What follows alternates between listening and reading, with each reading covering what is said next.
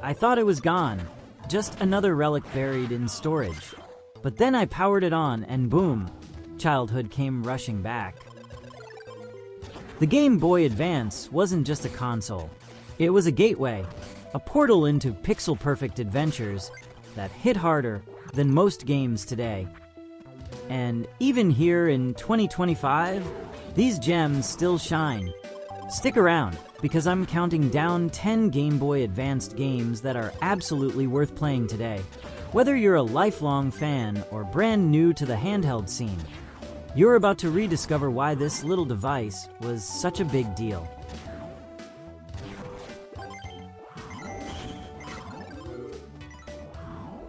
Wario isn't your average hero. He's greedy, grungy, and absolutely unforgettable. In Wario Land 4, Nintendo flipped the script, turning platforming into chaos. You're not saving a princess, you're chasing treasure. Each level feels like a twisted funhouse. One moment you're charging through crumbling ruins, the next you're sprinting back to escape before time runs out. The transformations? Hilarious and genius. From Zombie Wario to Spring-Loaded Wario. This isn't just a platformer. It's a mad dash through Wario's weirdest world yet.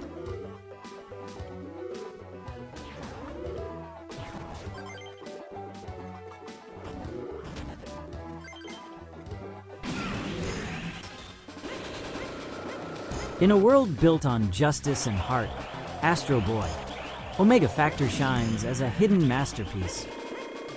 Based on Osamu Tezuka's legendary character, this Game Boy Advance title isn't just a beat-em-up, it's a journey through memory, loss, and identity.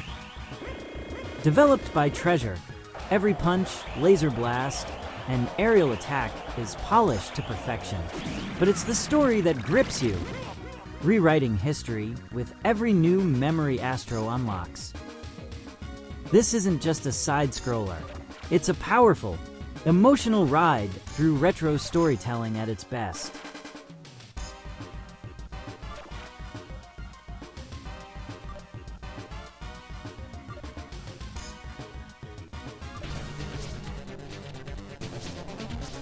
In a city held hostage by a terrorist gang, only one man can stop them, and he's a ninja.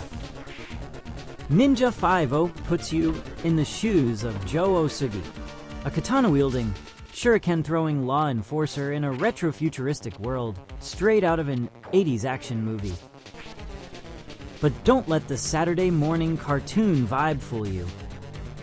This game is hard, fast, precise platforming, grappling hook mechanics, and enemies that show no mercy. It's like Shinobi met Bionic Commando on a GBA. Ever heard of Ninja 5-0 before? Comment if this blew your mind. Follow retrolistHQ for more hidden treasures. And check out our main channel, ContraBrosTeam, for the dark side of retro gaming.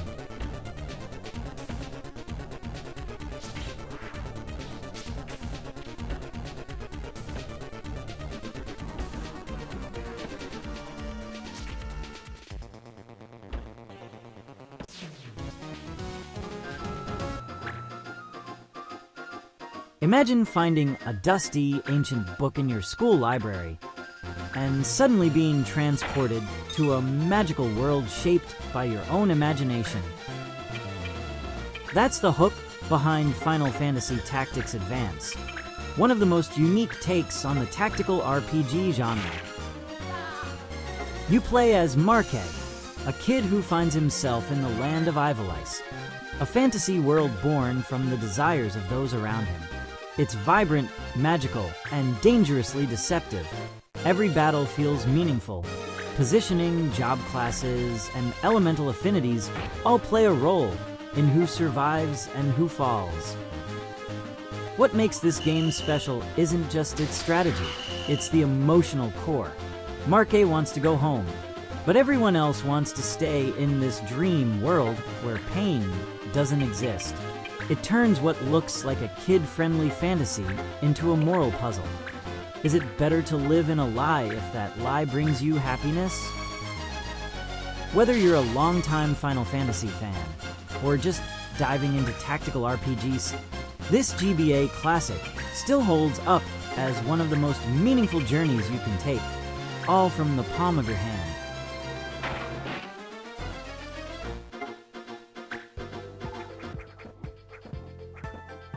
Before Samus Aran became a Nintendo icon, she was a lone warrior on the hostile surface of Planet Zebes and Metroid. Zero Mission is the definitive retelling of that legendary first mission. This isn't just a remake of the NES original. It's a complete reimagining with tighter controls, gorgeous pixel art, and one of the most cinematic arcs on the Game Boy Advance. What makes Zero Mission so special is how it blends fast-paced gameplay with a sense of isolation and exploration. You'll be hunting power-ups, defeating space pirates, and navigating a sprawling map that rewards curiosity. And just when you think it's over, surprise, there's an entire post-game stealth section where Samus is stripped of her suit, vulnerable, hunted, and completely human. It's a bold move that pays off, reminding us why Samus is one of gaming's most compelling characters. Zero Mission takes the bones of a classic and adds muscle, heart, and polish. In less than 5 hours, it delivers a masterclass in level design, atmosphere, and action, proving that sometimes the best journeys are the ones you already thought you knew.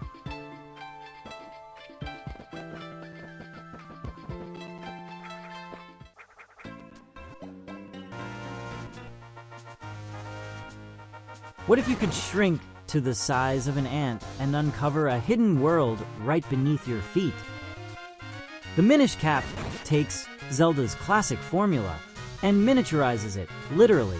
With the help of a wisecracking talking hat named Eslo, Link gains the power to shrink and explore a secret realm full of tiny beings, hidden puzzles, and massive everyday objects that become towering obstacles.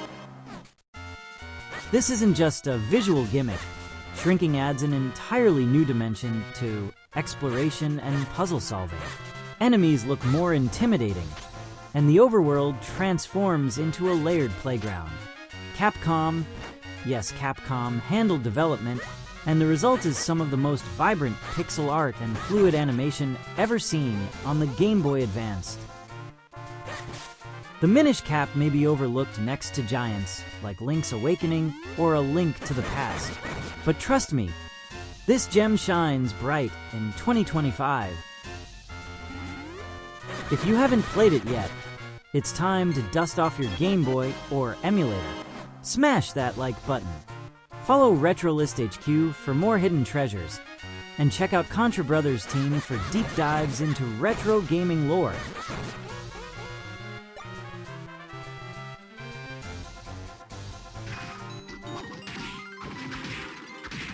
Dracula is dead, or so we thought. Aria of Sorrow takes the legendary Castlevania formula into uncharted territory, the future.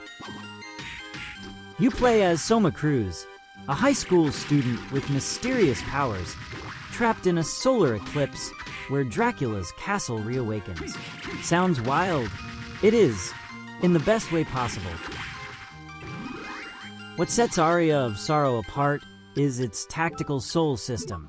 Defeat enemies, absorb their souls, and gain their powers. Over 100 unique abilities to mix and match. It's fast, strategic, and incredibly addictive. Add in pixel-perfect visuals, tight controls, and a gothic soundtrack that still slaps. You've got one of the Game Boy Advance's absolute best. Whether you're a Symphony of the Night veteran or new to the franchise, Aria of Sorrow is the reason why many still call this era the golden age of handheld gaming.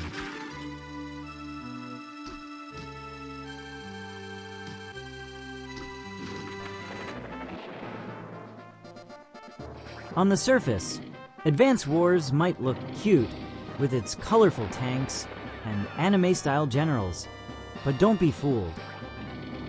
This is one of the most tactical, brain-burning strategy games ever released on a handheld. Every move counts, every unit matters, and one mistake, it could cost you the war. You'll command infantry, tanks, artillery, and even air units, each with strengths and weaknesses. But the real twist, each CO, commanding officer, brings a unique ability that can completely turn the tide.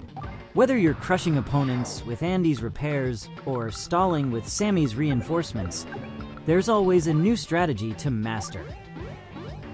Advance Wars nails the perfect balance between accessibility and depth.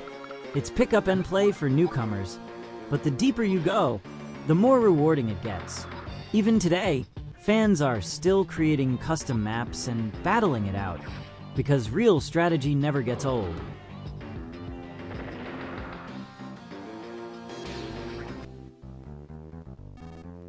Imagine a game that starts with laughter and warmth, only to slowly unravel into heartbreak, moral questions, and existential dread.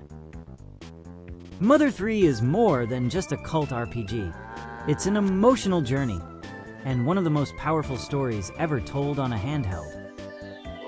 But here's the twist. It never officially left Japan.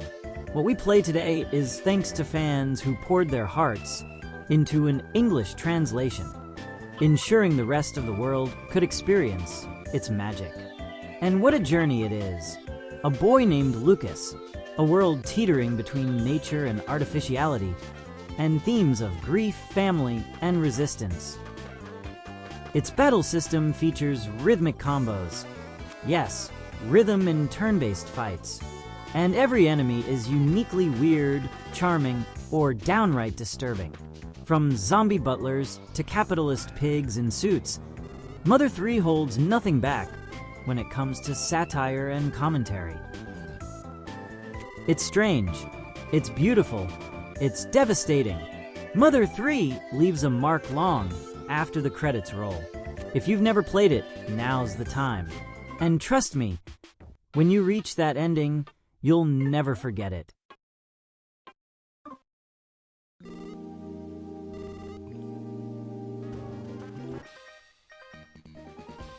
Before open worlds and 3D roaming, Pokémon Emerald was the peak of handheld adventure.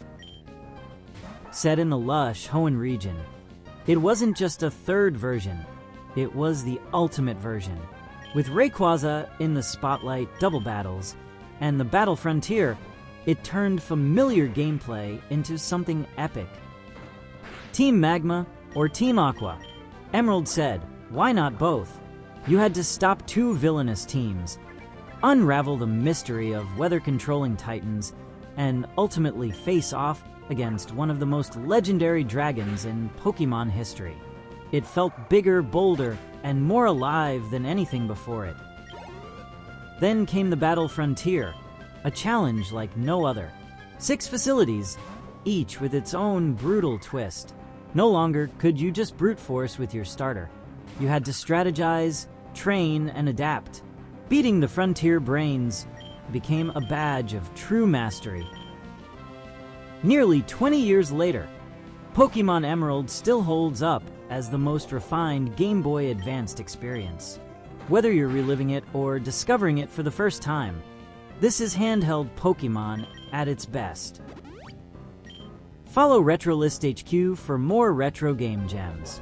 And don't miss our main channel ContraBrosTeam for deep dives into the craziest gaming mysteries you've never heard of.